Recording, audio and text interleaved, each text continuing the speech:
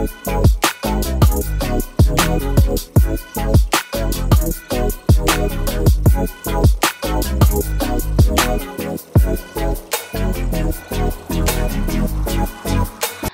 সকাল আমার প্রিয় বন্ধুরা, তোমরা সবাই কেমন আছো? আশা করি সবাই খুব ভালো আছো, সুস্থ আছো।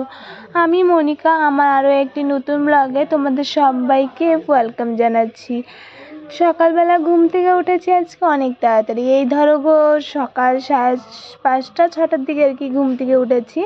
তো ঘুম থেকে ওঠার পর সমস্ত বাসি কাজকর্ম সেরে নিয়েছি। বাসি কাজকর্ম সেরে এখন এই যে স্নান টান কমপ্লিট করে ঘরে এসেছি। আর ওইদিকে কিন্তু আমার বর আর শ্বশুরমশাই দুজনেই সকাল সকাল ভাত খেয়ে নিচ্ছে। আসলে কি জানো, কালকে যে রাত্রেবেলা ওই বাসি ভাত ছিল, ভাত আর মাংসের তরকারি ছিল, মাংসের তরকারি দিয়ে ওরা দুজন ভাত খাচ্ছে।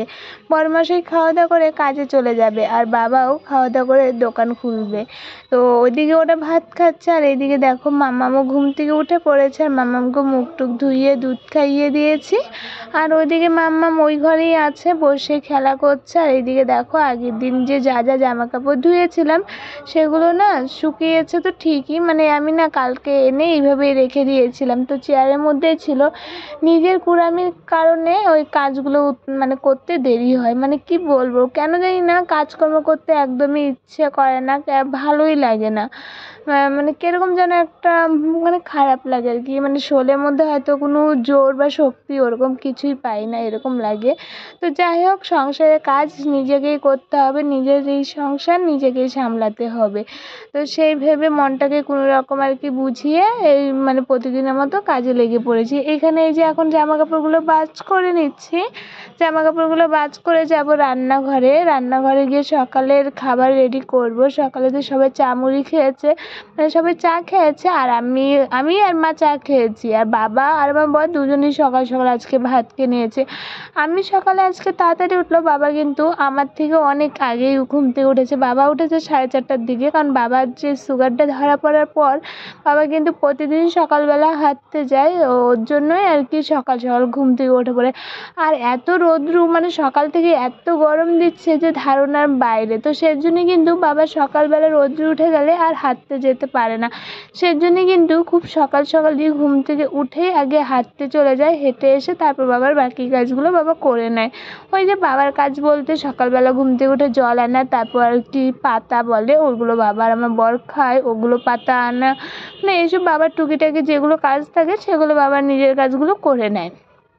তো যাই হোক, ওদিকে তো বাবা ওরা খাচ্ছে বললামই তো, আর এদিকে আমি জামা কাপড়গুলো গুছাবো। গুছিয়ে নিয়ে সকালে তো ওই চা মুড়ি খেয়েছি, আর এখন হলো মাম্মামকে খাওয়া দাওয়া করেও দিয়েছি। এখন মাম্মামকে একটু রেডি করিয়ে দিব, আর মাম্মামকে আমি বই পড়াতে বসলে না ও দুষ্টুমি করে। তো সেজন্য সেন্টার থেকে বলেছে যে তোমরা তো ডিম খিচুড়ি নিতে আসো, তো বাচ্চাটাকে নিয়ে আসলে আমরা তো একটু বসে পড়াতেই পারি। তবে কি জানো, অনেক দিন ধরে আমাকে বলেছে, অনেক কয়বারই বলেছে যে ওকে নিয়ে আসবে, ওকে আমরা এইখানে বইটই পড়াবো, অনেক বাচ্চারা আসে আর ওদের সঙ্গে মিশলে তাহলে পড়াশোনার সেটা আর কি ভালো হবে, ও খেলতে খেলতে আর কি বইটই পড়বে খুব আনন্দ সহকারে। তো আমি তো একা থাকি বাড়িতে, বাবা আর বড়মার সাথে দুজনেই কাজ নিয়ে ব্যস্ত থাকে, আর মাম্মামকে আমাকেই সামলাতে হয়। তো সেই কারণে মাম্মামকে যদি আমি সেন্টারে নিয়ে যাই তো সময় হয় না, মানে মাম্মামকে নিয়ে গেলে আমার ওইখানেই বসে থাকতে হবে 1-1.5 ঘন্টা। তো ওইখানে যদি আমি 1-1.5 ঘন্টা বসে থাকি তাহলে সংসারের কাজ কখন করব, তাই না? তো সেই ভেবে কিন্তু আমি ওকে নিয়ে যাই না। তবে আজকে কালকের বিকেলবেলা আমাকে মানে আমাদের এখানে পাশেই সেন্টার, তো ওই দিদিমণি বলে গেছিলেন যে ওকে নিয়ে যাওয়ার জন্য। তো ভাবলাম আজকে যাই হোক, সমস্ত কাজকর্ম সেরে মাকে দিয়েই নয় আজকে মাম্মামকে সেন্টারে পাঠাবো। তো মাম্মামের সঙ্গে মা একটু বসে থাকবে, তাহলে আর কি আমি বাড়ির বাকি কাজগুলো করে নিতে পারবো।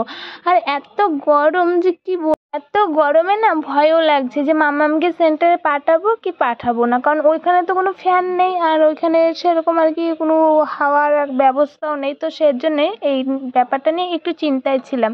আমাদের এখানে না প্রচণ্ড গরম পড়েছে, তোমাদের এখানে কাদের ওখানে খুব গরম অবশ্যই কিন্তু কমেন্ট করে জানাবে। 2-1 দিন ধরে এত গরম দিচ্ছে যে সেই কারণে কারোরই রাত্রে ঘুম হচ্ছে না, বললেই ভুল, মানে মা আর আমারই রাত্রে ঘুম হচ্ছে না। কারণ কি বলো তো, তো, আমরা যেই বিছানাটায় মানে আমার বিছানায় ঘুমোই তো আমি আর মা, তার উপরে সিলিং ফ্যান, ওই ফ্যানটাতে না হাওয়া একদমই লাগে না, কারণ মশারি টাঙালে একদমই হাওয়া লাগে না, আর মশারি খুলে দিলে হাওয়া লাগে, কিন্তু মশারি ছাড়া ঘুমানো যায় না, কারণ বাড়ির পাশেই ড্রেন আছে আর ওর জন্য মশাটাও বেশি, তো মশারি খুলে দিলে খুব মশায় কামড়ায়, তো সেই কারণে আর কি মশারি ছাড়া ঘুমানো যায় না, আর এদিকে গরমের জন্য ফ্যান ছাড়াও ঘুমানো যায় না। তো সেই জন্য কিন্তু কালকে রাতে কারোরই মানে আমার আর মার ঘুম হয়নি। তারপরে আর কি এই যে ঘুম না হলেও তো সকাল সকালই উঠতে হবে, তাই না? ওইদিকে ঘরের সমস্ত কাজকর্ম গুছিয়ে নিয়েছি, আর তার সঙ্গে এই যে এখন মামামকে রেডি করিয়ে দিয়েছি। মামাম এখন সেন্টার যাচ্ছে, আমার কাছে বায়না ধরেছে, মা তুমি নিয়ে চলো, নয়তো আমি সেন্টারে যাবই না। তো অনেক কিছু বুঝিয়ে বাঝিয়ে ওকে কোনো রকম রাজি করিয়েছি ও দিদুনের সঙ্গে যাওয়ার জন্যে। তো সেটাই এখন রাজি হয়ে এসেছে। হ্যাঁ, তবে বারবার বলছিল যে তুমি নিয়ে চলো, তুমি নিয়ে চলো বলে আমি এসেছিলাম রাস্তা পর্যন্ত ওকে এগিয়ে দেওয়ার জন্যে। শুধু আমি না, এখানে আমি এসেছি, ওর জেম্মা এসেছিল, তো ও কিছুতেই এখানে এসেও কিছুতেই যেতে চাইছিল না। মা ওই যে হাত ধরে টানছে আর ও কিছুতেই যাবে না বলছে। তারপর যখন আর তার মধ্যে আরও কেন যেতে চাইছিল না জানো? ওকে যে মা বারবার বলছিল ওইখানে গিয়ে কিন্তু বই পড়তে হবে, একটু লিখতে হবে, নাহলে কিন্তু বকু দিবে, পিটি দিবে, ওরকম আর কি বলছিল দেখে ও বেশি ভয় পেয়ে গেছিলো। তো আমি পরে বললাম যে না না মা, তোমাকে কেউ বকবেও না, মারবেও না, তুমি যাবে ডিম খিচুড়ি নিয়ে চলে আসবে। তো ওই কথা বলার পর কিন্তু মামাম খুব আনন্দ নিয়ে সেন্টারে গিয়েছিল।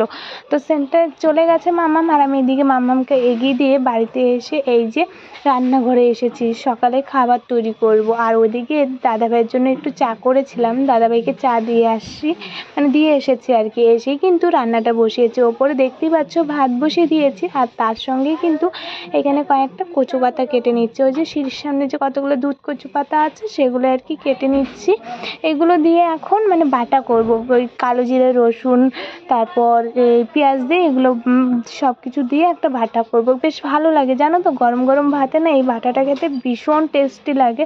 তবে আজকে বানিয়েছি একদমই ভালো হয়নি, আর অন্য অন্য দিন বানালে না বেশ ভালো লাগে। আজকে ভালো না হওয়ার কারণ ছিল, কারণ কি বলো তো, আজকে কোনো ওই কালো জিরে ছিল না, কালো জিরে ছাড়াই আর কি এই বাটাটা করতে হয়েছিল। রান্না বসিয়েছি মানে যখন আর কি কচু পাতাগুলো ধুয়ে আমি কড়াই দিব তেলের মধ্যে, তখন দেখি কালো জিরে নেই। আর এখন আমি যেহেতু কোনো গ্যাসে আর কি কড়াই বসিয়ে দিয়েছি, তখন আর আমার মানে সম্ভব ছিল না যে ওটা রান্নাটা রেখে ওই দোকান থেকে গিয়ে কালো জিরা আনার সেই সময়টা ছিল না। সেই জন্য ভাবলাম যে কালো জিরা ছাড়াই করি। তো কালো জিরা ছাড়া করে দেখি একদম বাজে লাগছিল খেতে, আমার কাছে তো ভালো লাগেনি। তবে হ্যাঁ, দিদিভাইকে দিয়েছিলাম, দিদিভাই বলছিল না বেশ ভালোই হয়েছে খেতে, কিন্তু সত্যি কথা বলতে আমার কাছে একদমই টেস্ট লাগেনি। আর এইদিকে দেখো আমি এই যে রান্নাঘরে কচু পাতা কাটছিলাম, আর হঠাৎ করে দেখি দিদিভাই চলে এসেছে, আমি একদমই টের পাইনি। তো আমি একটু চমকে গেছিলাম। তারপরে যে এখন দিদিভাইয়ের সঙ্গে গল্প করছি, আর তার সঙ্গে আমি আমার কচু পাতা সমস্তগুলো আর কি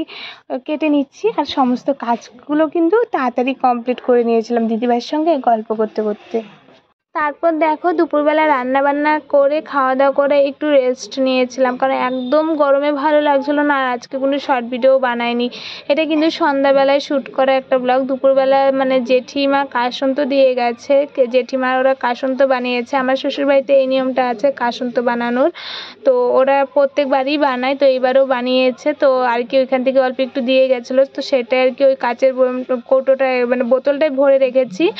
আর ওটা ওইদিকে রেখে মানে সরিয়ে রেখে এসেছি চা বানাতে। না না, আমি চা বানাচ্ছিলাম না, মানে মা চা বানাচ্ছিল। তো মা ওই পাশে গিয়েছিল বলে আমাকে এখানে দাঁড়াতে বলেছিল, তাই আর কি এখানে দাঁড়িয়ে দাঁড়িয়ে একটু নাড়া দিচ্ছিলাম। আর এইদিকে দেখো চা কিন্তু হয়ে গেছে, এখন মা চা নামিয়ে নিচ্ছে। আর আজকে কিন্তু রাত্রেও রান্না আছে, কারণ কি দুপুরবেলা ডাল ভাত রান্না করেছিলাম বলে কেউ খুব একটা ভাত খায়নি, শুধু ভাত খাওয়ার মধ্যে আমি, মা আর মাম্মাম, আমরা তিনজনই ভাত খেয়েছি। বাবাও খেয়েছিল একবার দুপুরবেলা আর কি, অল্প একটু ভাত খেয়েছিল। তারপরে যে এখানে চা বানানো হয়ে গেছে, চাটা খেয়ে তারপর ওই ঘরে মামামকে বই পড়াচ্ছিলাম। আর আজকে হঠাৎ করে ছোটো নাটকা এসেছিলো বাড়িতে, তো আসার পর এই যে এখানে বাজারে গিয়েছিলো, বাবা ওকে বাজারে পাঠিয়েছিল, বাজার থেকে নিয়ে এসেছে মাছের ডিম। বাবা ওকে পাঠিয়েছিল মাছ আনতে, তবে অনেকটা লেট করে যাওয়ার পর আর কি মাছটা পায়নি, তো সের জন্য মাছের ডিম নিয়ে এসেছে। আর এইটা এখন আমি একটা বাটিতে ঢেলে নিলাম, বাটিতে ঢেলে নিয়ে রেখে দেবো। তারপর মামামকে বইটই পড়িয়ে আর কি রান্না করব ভেবেছি, তো সেটাই করেছিলাম।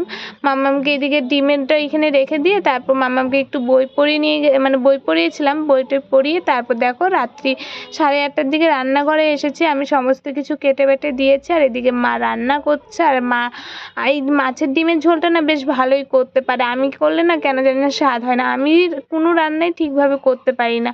ওই এই বাড়িতে আসলে তো মাকে দিই রান্না করতে, আর এইখান থেকে আমি দাঁড়িয়ে দাঁড়িয়ে আর কি শিখছিলাম মা আর কি মানে মাছের ডিমের ঝোলটা কীরকমভাবে করে। তো যাই হোক, ওদিকে রান্না বান্না সমস্ত কিছু কমপ্লিট হয়ে গেছে। এদিকে ছোটো নাটকার বাবা খেতে বসেছে, মা খেতে দিয়ে দিয়েছে, আর ওদিকে আমি মাম্মামকেও খাইয়ে দিয়েছি। আর এদিকে দেখো মাম্মামকে খালি গা করে রেখেছি, কারণ এত গরম, ও কিছুতেই আর কি জামা পরছিল না, ঘেমে যাচ্ছিল বারবার। তো একটা জামা প্রথমে চেঞ্জ করে দিয়েছি, পরে আরবারও ঘেমে গেছিলো বলে ওই জামাটাও চেঞ্জ করে দিয়েছি। আর এখন করে দিতে বাজে 9:30, আর ওইদিকে ভাইস্তা এসেছে, তো দুজনেই দাদা আর ভাই